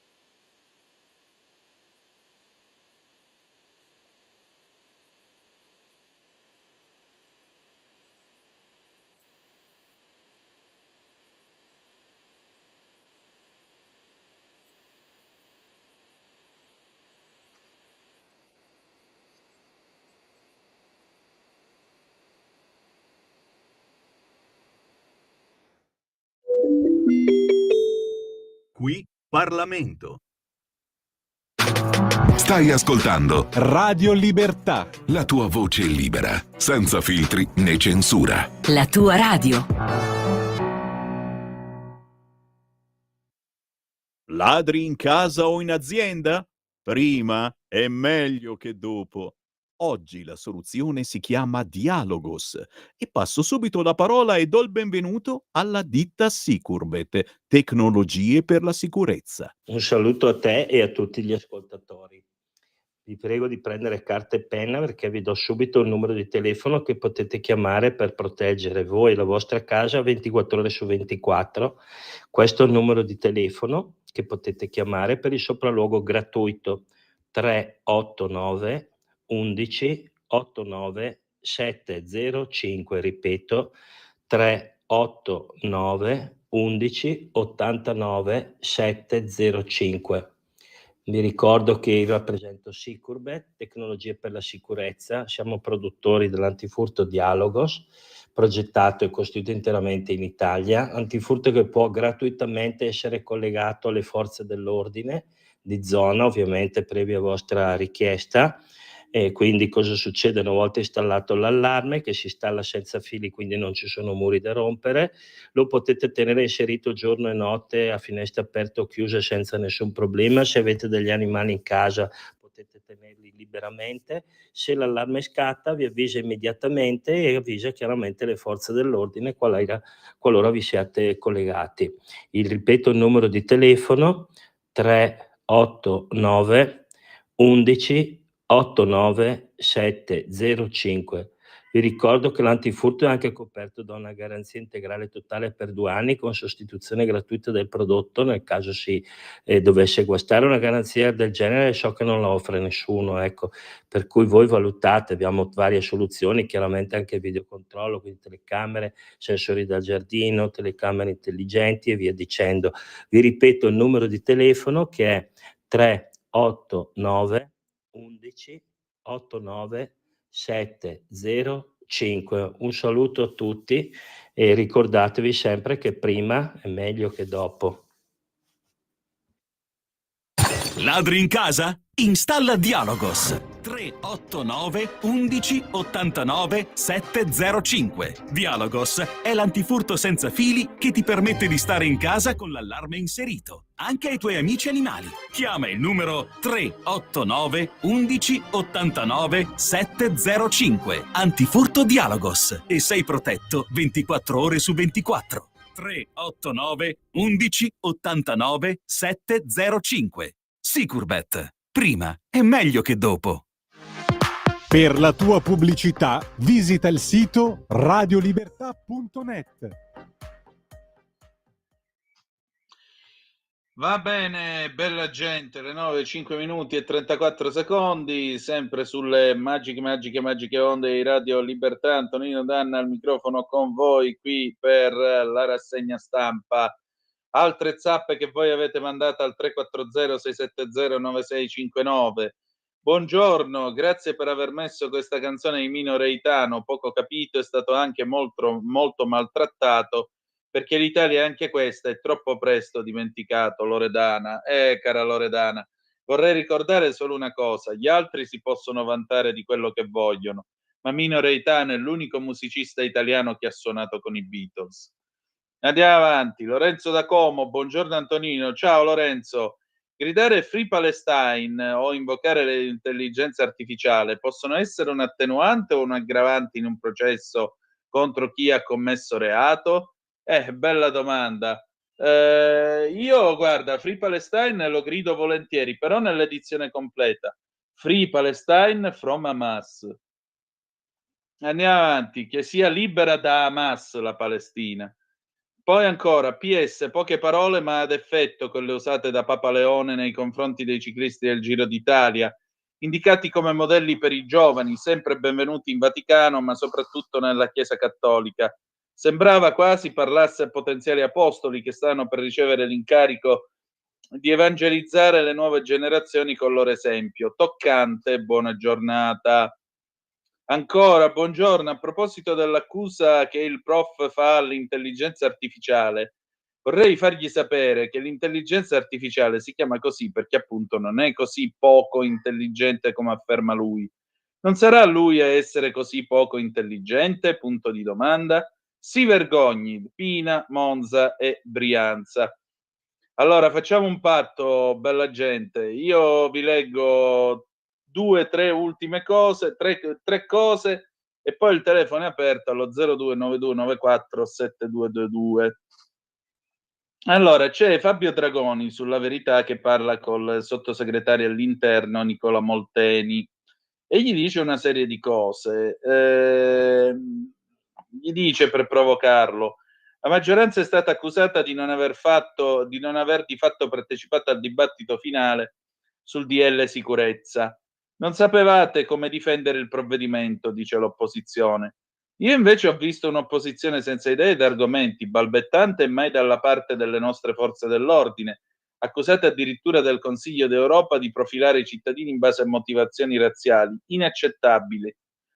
Spedite le madri in galera coi loro bambini, una barbarie, altra accusa dell'opposizione. Risposta: io credo sia vergognoso ciò che fanno alcune borseggiatrici, le cosiddette Lady Scippo. Usano la gravidanza come scudo per garantirsi l'impunità. È una battaglia della Lega da sempre. Abbiamo casi documentati di donne con 11 figli e 30 reati in fedina.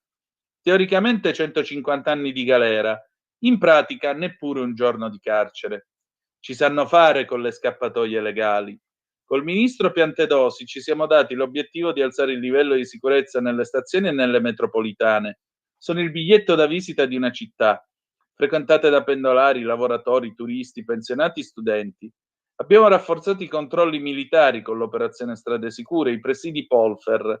Per le borseggiatrici in gravidanza il differimento dell'esecuzione della pena prima era obbligatorio, ora invece il magistrato farà una valutazione. E se ci sarà una recidiva di comportamenti, la donna non va in galera, ma nelle ICAM, istituti a custodia attenuata per le detenute madri. Accanto a questo, quello che io chiamo DASPO anti-Maranza, divieto d'accesso in stazione per chi si è reso protagonista di condotte violenze. Fissati con quella che viene un po' altezzosamente definita microcriminalità, ma quando questa ti tocca è macrocriminalità. Per me tutto ciò che attenta alla libertà, alla proprietà, alla vita è criminalità. La sinistra parla di percezione di insicurezza, è ridicolo. C'è la sicurezza e l'insicurezza, altro che l'insicurezza percepita. Siete un governo autoritario perché impedirete le proteste in strada con la scusa del blocco della circolazione. Falso! Non c'è nessuna repressione del dissenso, ma solo della criminalità. L'anno scorso ci sono state 12.300 manifestazioni, il 20% in più rispetto all'anno prima, ma in quelle 12.300 manifestazioni abbiamo registrato il 127% in più di atti di violenza e aggressione nei confronti delle forze di polizia. Il messaggio sa qual è? Qual è? Che manifestare, dissentire e protestare è sacrosanto, ma la manifestazione del pensiero non può diventare guerriglia urbana. Quanto ai blocchi stradali non c'è un diritto più importante dell'altro. C'è il diritto a manifestare secondo le regole e prescrizioni di legge, ma non può impedire a un altro cittadino di arrivare puntuale al lavoro o addirittura a un'ambulanza di circolare. Parliamo di ladri di case, per dirla alla Mario Giordano. Decreto timido? Io dico invece game over. La proprietà privata torna sacra col reato d'occupazione abusiva di immobile destinato a domicilio altrui. Articolo 634 bis del Codice Penale. Fino a 7 anni di carcere. Novità storica e rivoluzionaria. Grazie alla procedura accelerata, la polizia giudiziaria potrà immediatamente intervenire e sgomberare l'immobile in 24 ore. Cosa già avvenuta, peraltro.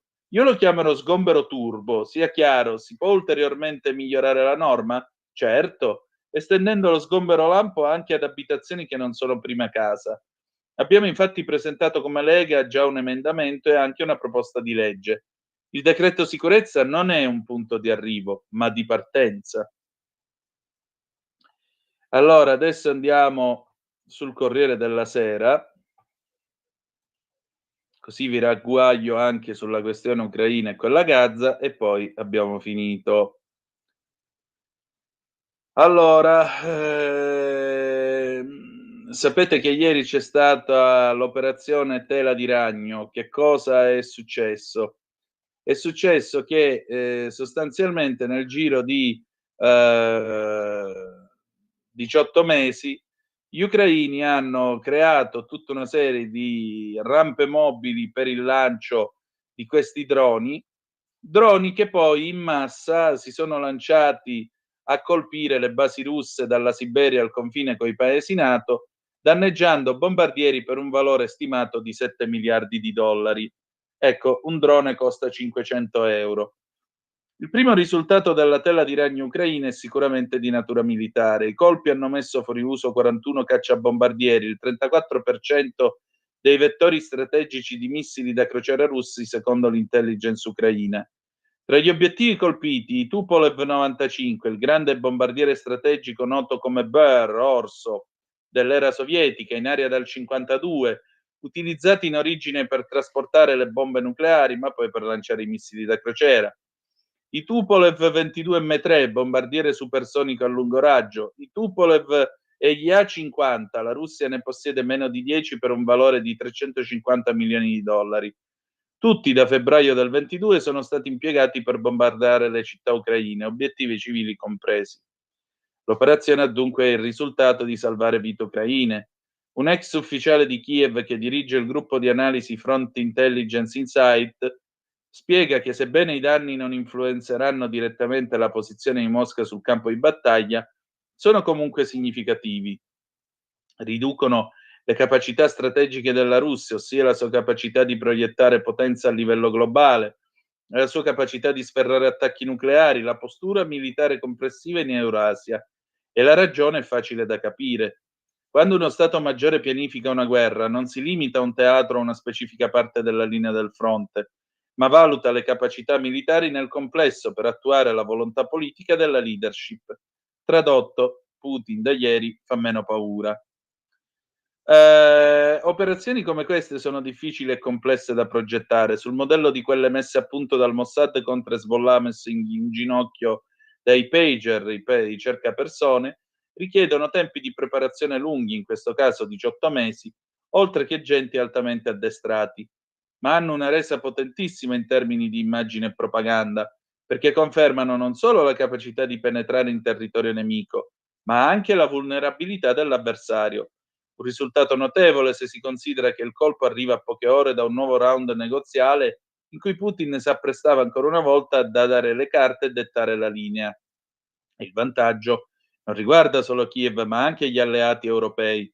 Una fonte ucraina conferma che uno degli aeroporti colpiti è la base aerea di Belaya, nell'oblast russo di Irkutsk, a più di 4.000 chilometri dall'Ucraina.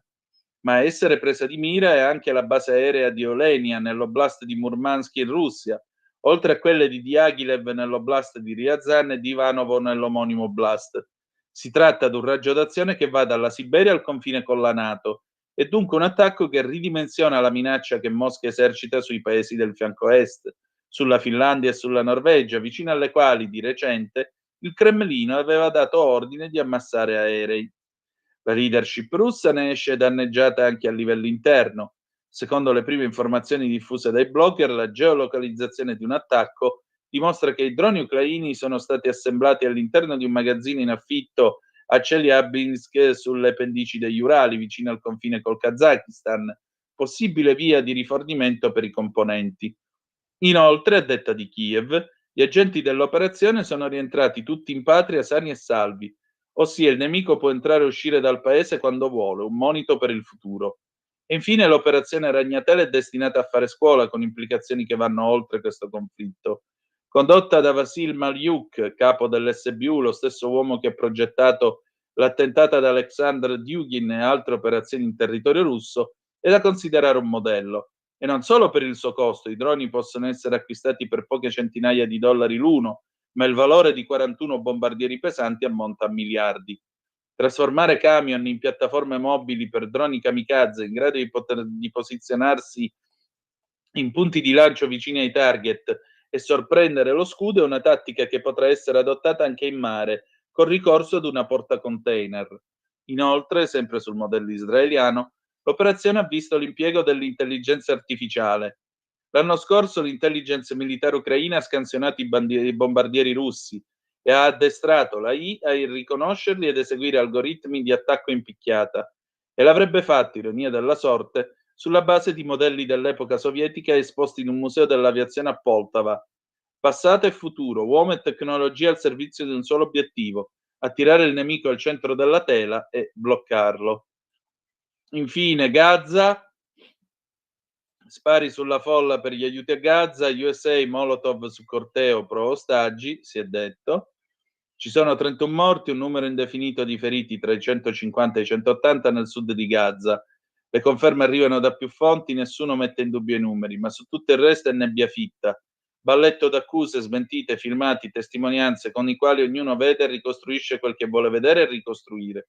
Il luogo esatto per cominciare: Al Jazeera lancia la notizia di prima mattina sostenendo che truppe israeliane hanno aperto il fuoco su alcuni giovani nel centro di Al-Mawasi, a ovest di Rafah. Le vittime, aggiunge, tentavano di prendere degli aiuti nei pressi di uno dei centri di distribuzione della Gaza Humanitarian Foundation, GHF. In meno di un'ora la GHF risponde che sono segnalazioni false e inventate, perché gli aiuti sono stati distribuiti senza incidenti, e diffonde anche un video dei primi 15 minuti del centro, aperto alle 6, per dimostrare che nell'orario indicato della strage da loro era tutto tranquillo. Ma le fonti palestinesi insistono. Parlano di un luogo imprecisato vicino al sito di distribuzione, qualcuno dice a 1 chilometro da lì, e dicono che quella gente era sulla strada per la Gaza Foundation. Il sito di informazione palestinese Wafa scrive: sparatore di massa in un sito di distribuzione di aiuti. Wafa però è il sito gestito da Hamas, e cita il dottor Ahmad Abu Sweid del pronto soccorso del Nasser Medical Complex. Le vittime erano civili radunatisi per ricevere cibo. La protezione civile Gazawi e l'ufficio stampa del governo di Gaza, gestito da Hamas, guarda un po', parlano di fuoco dell'esercito israeliano e colpi arrivati da un carro armato. Haaretz riporta le parole di testimoni oculari e tutti dicono che ad aprire il fuoco sono stati i soldati. Ci hanno chiesto di aspettare le 6 e passare da un corridoio sicuro, è una voce tra le tante, ma appena ci siamo arrivati hanno cominciato a sparare. A questo punto è l'esercito a smentire: noi non abbiamo sparato sui civili, sono notizie false. E in uno dei comunicati della giornata allega un video da Khan Yunis, città non lontana da Rafah, in cui si vede un uomo armato di fucile che spara sulla folla in fuga con sacchi di farina sulle spalle. Hamas, è il commento, è un'organizzazione terroristica di brutali assassini che affama i Gazawi. 0292947222 se volete intervenire a commento delle notizie odierne. Francesco, io tolgo la visualizzazione, ecco qua. Benissimo, il telefono da questo momento è aperto, sono le 9:20, oggi siamo stati un po' lunghi, però le notizie non mancavano, la situazione era quella che era. E ci è sembrato giusto fare questa puntata abbastanza approfondita. Scusate un attimo che ho un po' di raschio in gola, col fischio, col caschio, col raschio, un whisky maschio senza rischio. Però l'ho detta bene, dai, tutto sommato l'ho detta bene, su. Allora, vediamo un po' le zappe, ma ti rendi conto che la propaganda di guerra ucraina fa solo ridere, quella russa pure di più. Un'altra telefonata, pronto, chi è là? Sì, ciao Antonino, sono Walter. Sì, ciao amico mio, dimmi. Ciao amico mio, anche tu. Volevo dire questo, sembra che la prenda con la curva larga, tipo una petroliera che deve girare, però ti faccio questo esempio, sul professore, io non chiamarlo professore mi fa quasi schifo, su quella persona. Allora, ti faccio un esempio calcistico, Francia, Germania, Inghilterra hanno degli allenatori delle squadre giovanili che lasciano i ragazzi liberissimi e compagnia, e questi sono pieni di campioni giovani, 16 anni, 17 anni, lo vediamo, il Paris ha dei giovani che in Italia ce li sogniamo, cioè l'insegnante, colui che insegna nel modo corretto senza pressare mentalmente i ragazzi sul fatto che devono arrivare, è un altro concetto. Adesso ti dico, questo insegnante è l'esperienza che ho avuto io con i miei figli, ormai sono passati 15 anni. Mia figlia al liceo aveva un insegnante di inglese che, siccome lei era dei giovani padani, la massacrava. Era una roba inaudita. Mia figlia aveva 5 e mezzo, ha superato l'esame per miracolo. Beh, mia figlia, dopo 12 anni di vita in Australia, adesso è cittadina australiana. Quella professoressa non so dove sia. Cioè, questa politicizzazione è un po' come mettere il seme marcio e piantare. I semi, i professori, chiaramente non tutti per carità di Dio, però la sensazione che ho avuto io direttamente è che ci siano proprio questi professori che non fanno altro che indottrinare i ragazzi direttamente o indirettamente, perché uno che dice quelle cose o scrive quelle minchiate che ha scritto quel signore lì, come può dare un indirizzo a un giovane? Spiegami, io questa cosa qui non la capisco. Quindi era solo questo che volevo dire, che il problema è nel seme. Il frutto è sempre poi alla fine legato al seme, che è difficile trovare un frutto sano da un seme marcio. Era semplicemente questo. Ciao Antonino, grazie. Ciao Walter, ma essere un insegnante, appunto, tu hai detto delle parole importanti. Essere un insegnante non è soltanto fare leggere, scrivere, far di conto, eccetera, eccetera, ma essere anche un esempio morale. Tu non puoi prendere la gente di mira per le sue idee politiche, perché vedi, a tua figlia faceva i chiodi quella perché ce l'aveva col movimento padano. A me faceva i chiodi un'altra perché lei era un'ex sessantottina.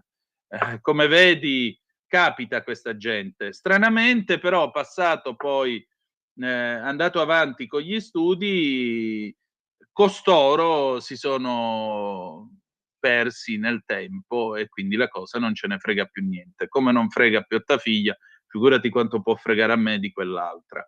Altra telefonata, pronto, chi è là? Buongiorno. Sì? Buongiorno. Buongiorno a tutti, sono Marco da Settimo Torinese. Benvenuto. È un po' che non telefono, scrivo adesso, stamattina mi è ripresa la voglia. Comunque, volevo solo fare un'osservazione. Visto che nelle nostre notizie che ci arrivano dai mezzi di informazione nostri occidentali, le notizie sulla striscia di Gaza sono per il 99% pubblicate dall'ufficio stampa di Hamas, mi spiegate come faccio ancora a credere ai mezzi di informazione di massa nostri o credere queste notizie e queste narrazioni? Ma non ci Grazie. sono soltanto... Prego. Non ci sono mica soltanto loro. Come vedi, ci sono altre fonti in Israele che dicono tutt'altro. Io sono andato a cercare un signore che da 40 anni vive da quelle parti, che si chiama Giancarlo Gioielli, e Giancarlo Gioielli, nell'intervista che mi ha dato a Zoom venerdì scorso, vi invito a ripescarla nei nostri canali, e questo distinto signore, grande professionista che è Giancarlo Gioielli, mi ha raccontato come stanno le cose. E questo è il punto. Cioè, non è che io sto ad aspettare l'imbeccata dell'ufficio stampa di Hamas, che peraltro, come potete immaginare, non rientra né tra le mie simpatie né tantomeno nella mia deontologia professionale. Io vado a chiederlo a qualcuno che lo sa, molto semplicemente. Questo è il servizio che si rende al lettore, perché se no qui continuiamo con i soliti discorsi. L'unico dei potenti che dice basta con le armi, liberate gli ostaggi, sapete chi è in questo momento? Leone XIV. Leone XIV, che ha assunto l'unica posizione equilibrata possibile per un papa, a differenza del suo predecessore. L'unico. Ma se ci fate caso, non c'è mai nessuno di tutti questi potenti, eccetto il papa, che dica benissimo, facciamo una bella cosa, deponete le armi e liberate gli ostaggi, la guerra finisce. No. Secondo voi quelli lì possono deporre le armi e liberare gli ostaggi, che rappresenta la fine della loro ragione sociale? Se ci sono altre telefonate le prendiamo molto volentieri. 0292947222, abbiamo ancora 3 minuti e poi chiudiamo. Più tardi ci sarà l'altra metà della radio, io e Laura Ravetto, perché non vi si lascia con la rassegna, senza rassegna stampa al femminile, quindi oggi proprio abbiamo lo yin e lo yang, qui è l'altra metà del cielo, mamma mia, come divento poetico. Allora, vedo che qualcuno scrive sulla pagina Facebook della Lega, dove c'è appunto la rassegna stampa. Un saluto intanto a chi ci scrive su Facebook. Mauro Valentini, buongiorno, ciao Mauro. Anna Maria Compagnin, ciao, buongiorno a te. Questo Landini non fa l'interesse dei lavoratori, fa un referendum truffa. Non ascoltate le falsità di Landini, non votate un referendum truffa, nessuno deve votare, vogliono solo la cittadinanza per i clandestini e i migranti. Non ascoltate Landini, vogliono solo i voti, lasciate le urne vuote. Albano Vucas, Livio Folla, sala modello di sinistra da piangere, povera Milano in che mani è capitata, mandi. Io continuo a chiedere, siccome ormai siamo città metropolitana di Milano, per quale motivo io o comunque tutti quelli che abitiamo fuori Milano e che in qualche modo gravitiamo su Milano per lavorare, per quale motivo non abbiamo il diritto di votare il sindaco di Milano? Per quale motivo? Visto e considerato che basta un provvedimento di questo signore per creare problemi a quelli che vivono fuori Milano. Maria Teresa Mocci Pagani, a pensare che anche in Italia fanno il tifo per i terroristi. Lo abbiamo visto nelle nostre università, l'abbiamo visto a Torino quando i Propal hanno assaltato l'università, l'abbiamo visto tutte le volte in cui chi ha pubblicato un libro anche solo come la povera Elisabetta Fiorito, che certo non è una conservatrice, la sua biografia di Golda Meir, le è toccata andarsene via dalla porta del retro della biblioteca a Firenze, dove era andata a presentare un libro. Si può fare un gesto così incivile quale disturbare la presentazione di un libro o boicottarla? Fate voi. Ultima chiamata, pronto, chi è là? Sì, buongiorno, sono Giampaolo Bernasconi da Faloppio. Buongiorno. Buongiorno, volevo dire due cose veloci. Vabbè, una è che con me se la sono presi perché sono quasi parente di Berlusconi tramite suo cugino Giancarlo Foscari del processo Liberian, e in più ero nella Lega nel 2005. Quindi le discriminazioni a livello politico in Italia sono innumerevoli. Poi volevo dire, io già nel 1999 avevo scritto che la Russia, pur valendo poco economicamente, avendo un PIL quasi inferiore a quello italiano, ha 6.000 testate nucleari. Quindi io sono pro-Ucraina, però l'Ucraina sta giocando col fuoco. Non pensiamo di essere sorpresi e poi la Russia usa le armi atomiche. Grazie, buongiorno.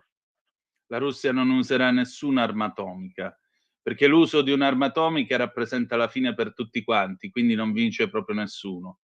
Emanuele Severino ha scritto un libro molto interessante che io sto leggendo in questi giorni, ve lo suggerisco, Il tramonto della democrazia, dove appunto lui spiega come durante la guerra fredda la possibilità di invincibilità di Unione Sovietica e Stati Uniti, che era anche la possibilità di completa sconfitta di ambo le potenze, perché entrambe avrebbero vinto ed entrambe avrebbero perso con le bombe se avessero lanciato le bombe atomiche, è quello che ha garantito in realtà paradossalmente la pace mondiale.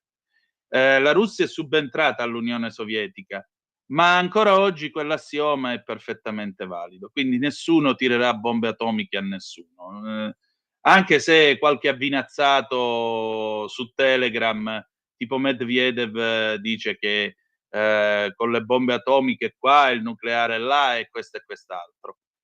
E sono loro che fanno la guerra di parole. Abbiamo finito la nostra puntata, grazie per essere stati con noi. Adesso la programmazione della rete e buon 2 giugno. Grazie a tutti.